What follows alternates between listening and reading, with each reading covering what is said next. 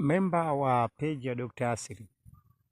Leo niko sehemu ambayo imenifanya ni rekodi video japo kwa ufupi, kukupa faida ambayo inawezekana ilikuwa inakutatiza, lakini solution yake ni hii hapa.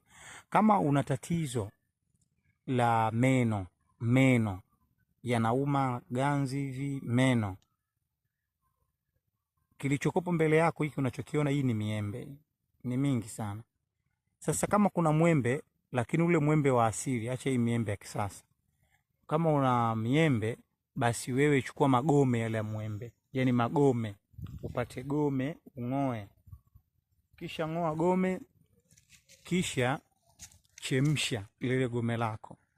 Sawa, ukisha chemsha utatumia kusukutua, utasukutua kila siku na meno yako yatakuwa vizuri.